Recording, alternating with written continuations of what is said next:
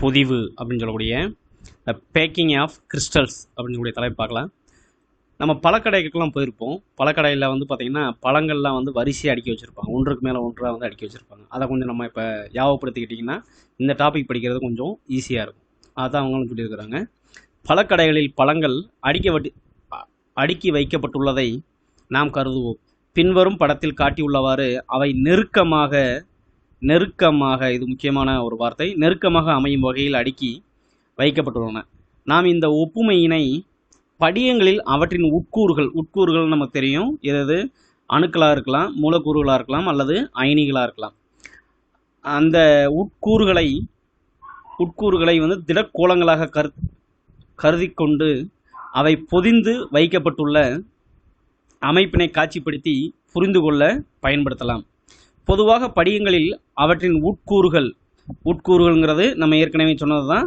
இந்த அணுக்கள், மூலக்கூறுகள் அல்லது அயனிகள், அவைகளுக்கிடையே, அதாவது அந்த தங்களுக்கிடையேயான கவர்ச்சி விசையினை பெருமமாக்கும் வகையில் அவை ஒன்றுக்கொன்று எவ்வாறு அருகாமையில் இருக்க வாய்ப்புள்ளதோ அந்த அளவிற்கு வந்து நெருங்கி பொதிந்திருக்க முற்படுகின்றன.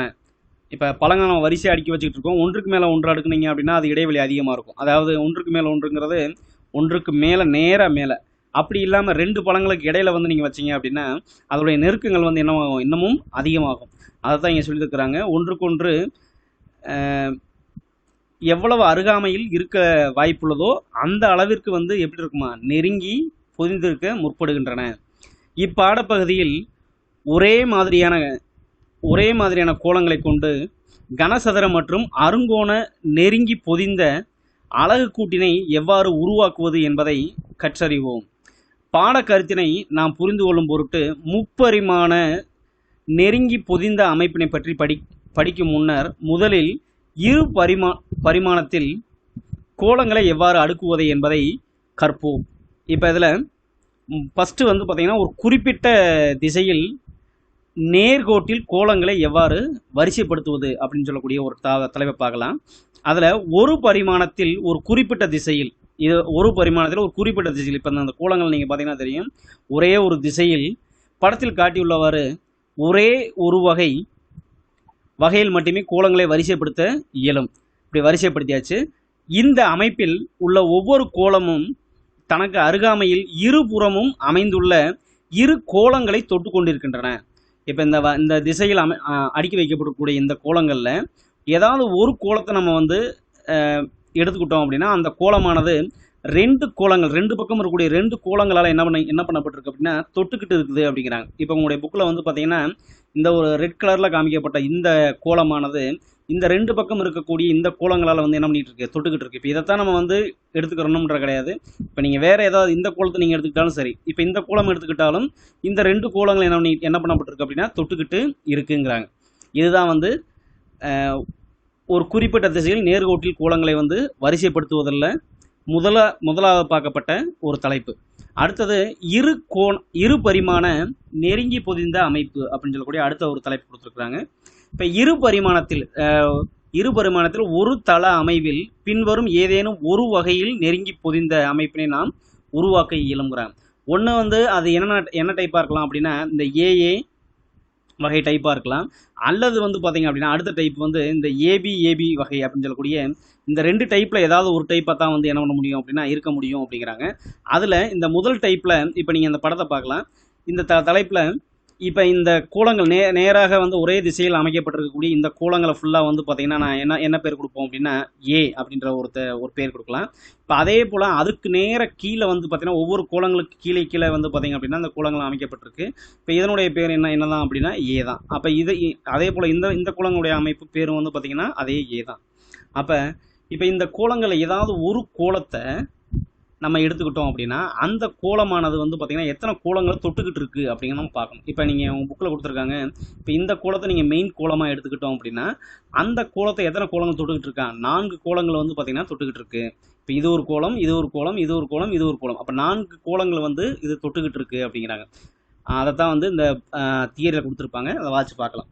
ஒரு திசையில் நேர்கோட்டில் கோளங்களை அடுக்கியதை போன்று இரு பரிமாணத்தில் அதே வரிசை மீண்டும் தோன்றும் வகையில் அடுக்குதல். இப்போ நீங்கள் பார்த்தீங்கன்னா இந்த வரிசை போலவே அடுத்த வரிசை போலவே அதுக்கடுத்த வரிசை அடுக்குதல். அதாவது படத்தில் காட்டியவாறு ஒரு பரிமாண அமைப்பினை போன்று வெவ்வேறு வரிசைகளில் அடுக்கப்பட்டுள்ள அனைத்து கோலங்களும் எப்படி இருக்கணுமா, செங்குத்தாகனா இந்த மாதிரி இருக்கக்கூடிய நேராக இருக்கக்கூடிய இந்த செங்குத்தாகவும் மற்றும் கிடைமட்ட வாக்கில்னா இந்த நேர கிடைமட்ட வாக்கில் ஒரே திசையில் அமைந்திருக்குமாறு பல வரிசைகளை வந்து உருவாக்குதல். முதலாவது வரிசையினை நாம் ஏ என குறிப்பிட்டால் பின் மேற்கண்டுள்ளவாறு புதிந்து வைக்கப்பட்டுள்ள அமைப்பானது ஏஏஏ வகை. அதாவது இதை ஏ அப்படின்னு சொல்லும்போது இது ஏஏ வகை என அழைக்கப்படுகிறது. ஏனெனில் அனைத்து வரிசைகளும் முதல் வரிசையினை ஒத்து அமைந்திருக்கின்றன. இவ்வகை அமைப்பில் ஒவ்வொரு கோலமும் தனக்கு அருகாமையில் சூழ்ந்துள்ள நான்கு கோலங்களை தொட்டு கொண்டுள்ளது. இதுதான் வந்து ஏஏ வகை அப்படிங்கிறாங்க. இப்போ இதே இது வந்து இந்த வகையில கொஞ்சம் மாற்றமாக வந்து பார்த்தீங்கன்னா ஏபி வகை அப்படின்னு சொல்லக்கூடிய அந்த வகையாக இருந்துச்சு அப்படின்னா இந்த படத்தை நீங்கள் பாருங்கள். இதை வந்து நம்ம இப்போ தான் நம்ம பார்த்தோம். இது வந்து ஏ டைப் வகை அப்படின்னு எடுத்துக்கலாம். இப்போ கீழே வரக்கூடிய இந்த ரெட் கலர் இருக்கக்கூடிய இது ஃபுல்லாக வந்து பார்த்தீங்கன்னா பி டைப்பு. அப்போ இது ஏ டைப்பு, இது பி டைப்பு, இதுவும் ஏ டைப்பு, இது பி டைப்பு. அப்போ இந்த ஏ டைப்பில் இருக்கக்கூடிய இந்த கோலங்களுக்கு 2 கோலங்களுக்கு இடையில இந்த பி டைப்பில் இருக்கக்கூடிய கோலங்கள் ஃபுல்லாக அமைக்கப்பட்டிருந்துச்சுன்னா எப்படி இருக்கும் அப்படிங்கிறதான் இந்த படமானது. இப்போ படத்தில் காட்டியுள்ளவாறு இம்முறையில் முதல் வரிசையில் உள்ள கோலங்களின் தொடு புள்ளிகளுக்கு கீழ் இந்த 2 புள்ளிகளும் 2 இது வந்து தொடக்கூடிய இந்த புள்ளிகளுக்கு கீழ் காணப்படும் இடைவெளி பகுதியில் கோலங்கள் பொருத்தி வைக்கப்பட்டு இரண்டாவது வரிசையினை உருவாக்கப்படுகிறது. முதல் வரிசையினை ஏ வரிசை எனவும் இரண்டாவது வரிசையினை பி வரிசை எனவும், முதல் வரிசையை ஏ வரிசை எனவும் இரண்டாவது வரிசையை பி வரிசை எனவும் குறிப்பிட்டால் இம்முறையில் மூன்றாவது வரிசை மீண்டும் ஏ வரிசையிலும் இந்த மூன்றாவது வரிசை இது வந்து பார்த்தீங்கன்னா 1 இது 2 நீங்கள் இதை 3 இது 4 இது 5 இது 6. அப்போ முதல் வரிசை ஏவும் இரண்டாவது வரிசை பீனும், அப்போ மூன்றாவது வரிசையும் எதைத்தான் அமையுது அப்படின்னா ஏ முறையிலே அமையுது. அதாவது 4வது வரிசை வந்து பார்த்தீங்க அப்படின்னா பி முறையிலும் அமைகிறது. அதாவது இந்த வரிசைகள் ஃபுல்லாக எப்படி இருக்குது அப்படின்னா ஏபி என வரிசை தொடர்ந்து அமையுமாறு இம்முறை அமைந்துள்ளது. மேலும் இம்முறையில் ஒவ்வொரு கோலமும் தனக்கு அருகாமையில் தன்னை சூழ்ந்துள்ள 6 கோலங்களை தொட்டு கொண்டுள்ளன. இந்த 6 கோலங்களை எப்படி தொட்டுக்கிட்டு இருக்கு அப்படின்னு பார்க்கலாம். இப்போ நீங்கள் இந்த கோலத்தை வந்து ஒரு மெயின் கோலமாக எடுத்துக்கிட்டீங்க அப்படின்னா இப்போ இந்த கோலத்தை எத்தனை கோலம் தொட்டுக்கிட்டு இருக்குன்னு பாருங்க. இந்த கோலத்தில் 1 2 3 4 5 6. இப்போ இந்த கோலங்கள் எத்தனை கோலம் தொட்டுக்கிட்டு இருக்கு? இப்போ இந்த இது பார்த்தீங்க அப்படின்னா 6 கோலங்கள் வந்து இந்த நம்ம மெயின் கோலமாக எடுத்துக்கிட்ட இந்த கோலத்தை தொட்டுக்கிட்டு இருக்குது அப்படின்னு சொல்லப்பட்டிருக்கு. 6 கோலங்களை தொட்டு கொண்டுள்ளன. இப்போ ஏஏஏ முறை மற்றும் ஏபி முறை ஆகியவற்றை ஒப்பிடும்போது ஏபி முறையானது நெருங்கி பொதிந்த அமைப்பினை பெற்றுள்ளது என நாம் அறிந்துணர முடியும். இப்போ நீங்கள் ஆரம்பத்தில் நம்ம ஒன்று சொல்லியிருப்போம். ஏன்னா பழக்கடையில் வந்து அந்த நெருங்கி பொதிந்த அமைப்பு ஒன்றுக்கு மேலே ஒன்று வைக்கிறதுக்கும் ஒன்றுக்கும் இன்னொன்றுக்கு இடையில வைக்கிறதுக்கும் வித்தியாசம் இருக்குது. ஒன்றுக்கு மேலே ஒன்று வச்சிங்க அப்படின்னா அதோட இடைவெளி வந்து பார்த்திங்கன்னா அதிகமாக தெரியும்.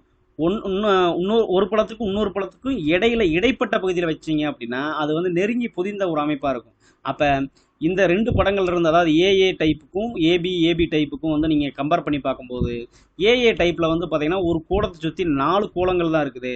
ஆனால் ஏபின்னு சொல்லக்கூடிய இந்த டைப்பில் வந்து பார்க்கும்போது ஒரு கோலத்தை சுற்றி 6 கோலங்கள் வந்து இருக்குது. அப்போ இதை 2 கம்பேர் பண்ணும்போது எதுதான் நெருங்கி பொதிந்த அமைப்பு பெற்றிருக்கு அப்படின்னா ஏபி முறையானது வந்து மிகவும் நெருங்கி பொதிந்த அமைப்பை பெற்றுள்ளது என வந்து நம்ம வந்து அறிய முடிகிறது. உங்களுடைய மேலான கருத்துக்கள் வரவேற்கப்படுகின்றன.